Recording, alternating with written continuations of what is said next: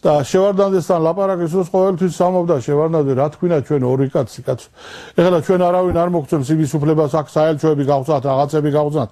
არავინ არ მოგწევს, მაგრამ ამ პიროვნებას არ მივცემ არავის დაჩაგვრის უფლებას. ეს მეყოლება როგორც ჩემი ძმა, როცა უნდა შემხვდება, აქ იქ სადაც ვიქნები, ყველგან მოვა, ყველგან ექნება უფლება შეხვედრით ჩემთან.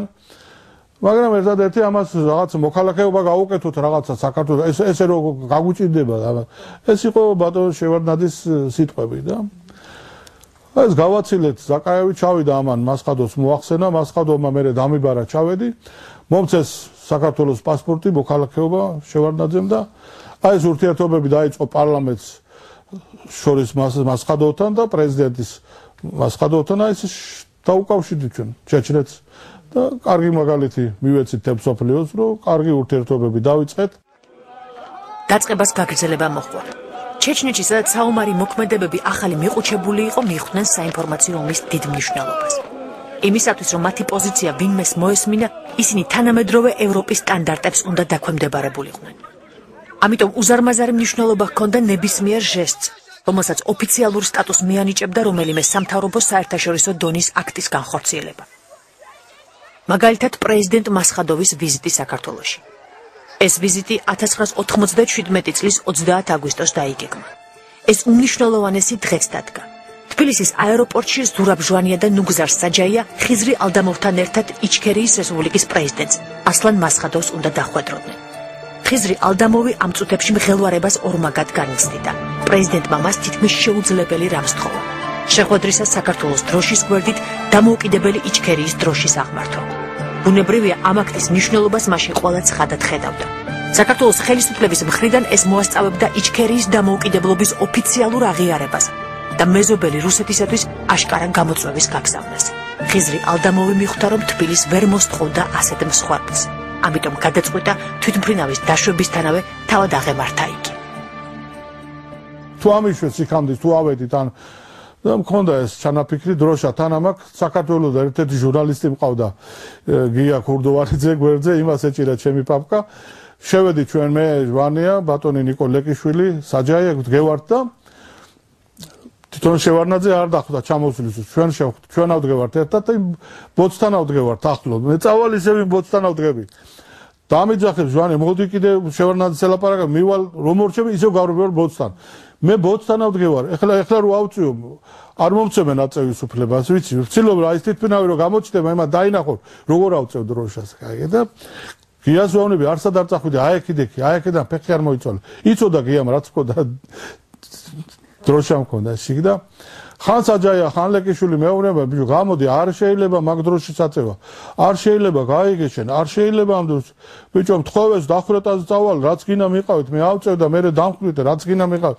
ამაწეინეთ რა დროშა ამაწეინოთ საქართველოს და ჩეჩნეთის დროშა დავინახო ერთად აწევ მე გადარეკეს შევარდნაძე მაშინ თუ ესე ამობს აშენ ავწევთ რუსეთის დროშაც რუსეთის დროშა უნდა იყოს ეგ შუაში ჩვენ აქეთ იქით და ასეთ ეს რომ მითხრეს ისევ დაუკავშირდი ესეთ რაღაცას მეუბნებიან ჩეჩენში რუსეთ გაჩერდი იყოს ეგ საქართველოს დროშა რა რუსებზეა ლაპარაკი მე მაინც ჩემსაზე ვიდექი მაინც მინდოდა აწევა დროშის ისინი მერე კი დამცინოდნენ ჩვენ ვიცოდით რომ ჩვენ ვერ აწევდი მაგრამ ჩვენ გვინდოდა რომ გამოცდა გვინდოდაო შენი და რო დაფრინდა თვითმფრინავი ვეცი იმას მაგრამ ვინ მიმიშვებს იქამდე მეცნა გაჩერდი არ შეიძლება და ამ მომენტში დარეკა ბატონ შევარდნაძეს დაელაპარაკენ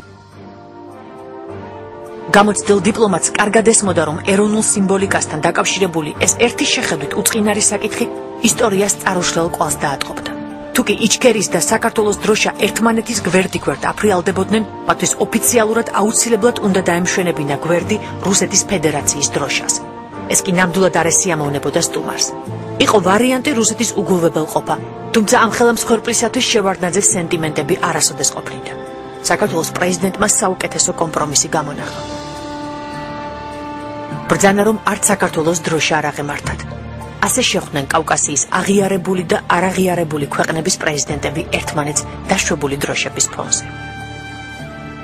გასავლელი რომ ჩამოვიდა რომ მივედით რომ გადამეხვია უკანკალებდა ესენია იმის ეს ჯარი რო დაინახა პირველი გამოსვლა იმისი არსად არ ყოფილა არ იცის და ნაომარი კაცი, მეომარი კაცი რო ჩამოხვალდა ომის შემდეგ ხარ და ჯარი როგორ ადგა მუსიკა, აქ მთელი ხალხი ხვდება.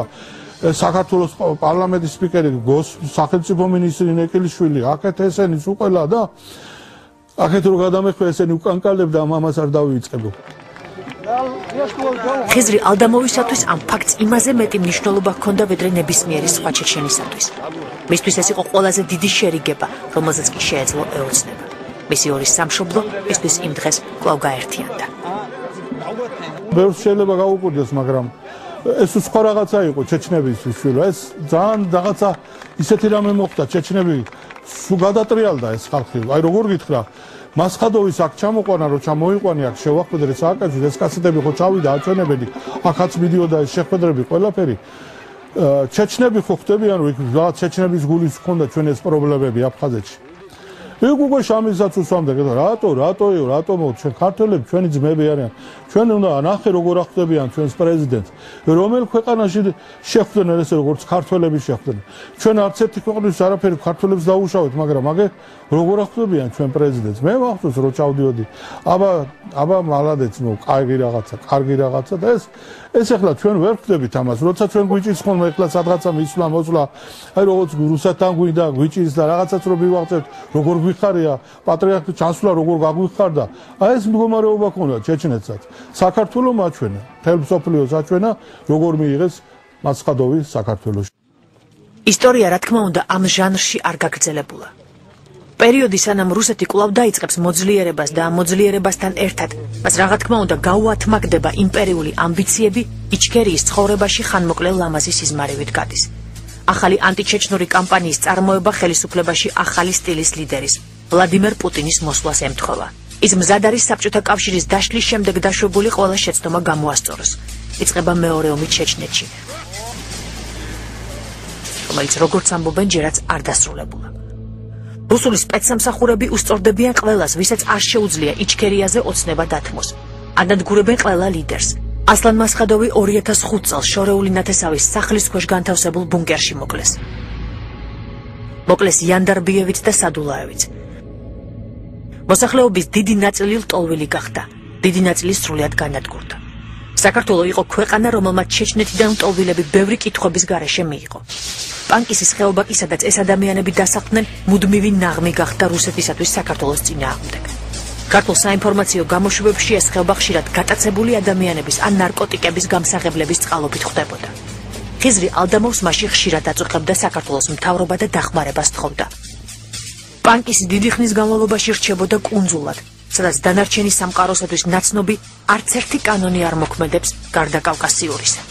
ჩვენს მეზობლობაზე და მეგობრობაზე ყოველთვის ახდენდა გავლენას ძლიერი მეზობელი, რომელიც არჩევანს ხშირად არ გვეტოვებდა. იმათთვის ქართველი ჩეჩენი ერთი და იგივეა. ეს გამოჩნდა, ბოლოს რაც მოხდა, ხო ნახეთ. ბევრს გონია ეხლა ეს რო არ მოხდარიყო სხვანაირად არაფერიც არ იქნებოდა. ამდენი ხანია წაგვართვეს აფხაზეთი, წაგვართვეს სამაჩაბლო, წაგვართვეს ყველაფერს ვართვენ, ყველაფერს რაღაცას გვემუქრებიან. მე არ ვამბობ ომით და ბრძოლით, მშვიდობიანი გზით, ძმაო. მშვიდობიანად გადავწყვიტოთ ყველაფერი. არ გვინდა ჩვენ ავტომატის სრულა, არაფერი არ გვინდა. საქართველოს ესეთი პიროვნება ყავს, ესეთი პიროვნება ყავს, ესეთი სახელოვანი ილია მეორე, ესეთი წინამძღვარი, ესეთი ადამიანი. მე ამას რამდენი ხანია ვამბობ, ამ პიროვნების იმუშაოს, ამ პიროვნებმა ნელ-ნელა იმუშაოს, ხალხის საჭიროა ხალხი შეხვდეს ერთმანეთს. ხალხმა უნდა ილაპარაკოს, სახალხო დიპლომატიამ უნდა იმუშაოს. აქ არ შეიძლება ორი პრეზიდენტი ერთმანეთს ესულს, ხალხმა რა ქნას. ცოდოა ეს ხალხი. კი, გვინდა დაბრუნება, გვინდა სამაჩაბლოც, გვინდა აფხაზეთიც გვინდა, მაგრამ მეც მინდა დღეს ჩეჩნეთი დავიბრუნო. მეც ვიბრძვით, ბევრს გონია, მეც ვიბრძვით დღეს ჩეჩნეთში. მაგრამ მე არ მინდა, რომ ქართველმა ერმა ნახოს ის, რაც მე ვნახე ჩეჩნეთში, რაზაც მე ვხედავ. მე დავკარგე ჩემი ძმაკაცები, ჩემი მეგობრები, ნათესავები, ჩემი ახლობლები, ჩემი სულ ყველა დავკარგე, შვილო, ეს ძნელია თქვა. ბავშვები, ვისაც ვიცნობდი, აღარ არიან ის ბავშვები, დაიხუცრა. 35,000 ბავშვია ჩეჩნეთის დაკარგული. ძველი ჩეჩნური ლეგენდა მოგვითხრობს მგელზე, რომელიც ქარიშხალსა და გრიგალში, ხვაცა და ყინვაში, მაშინ როდესაც ყველა სხვა ცხოველი თავშესაფარს ეძებდა, თავის მიწაზე დარჩა, დასისხლიანებული და გაწვალტყავებული. მგელს სხვა სამშობლო არ ჰქონდაო, ასე სრულდება ეს ამბავი, რომლის მოყოლაც განსაკუთრებულად უყვართ ჩეჩნებს. როდესაც რუსეთის ფედერაციის რუკას უყურებ, ოცნება იდეალურ თავისუფალ კავკასიაზე ლამის ზეციური იერუსალიმივით ეფემერული და სრულიად არარეალური გეჩვენება. თუმცა ფაქტია, რომ ამ ოცნებას არაერთი ადამიანის სიცოცხლე შეეწირა და დღესაც ეწირება. სანამ არ იქნება გამარჯვება, ყოველთვის გამოჩნდებიან ისეთები, ვინც ამ მსხვერპლს დაართმევს უასროს. იქნებიან ისინიც, ვინც გარკვეულ კანონზომიერებას დაინახავს და ძალიან მცირე ისეთებიც, ვინც დაიჯერებს, რომ ასე კავკასიის ხალხი ნელ-ნელა ერთად ცხოვრებას სწავლობს.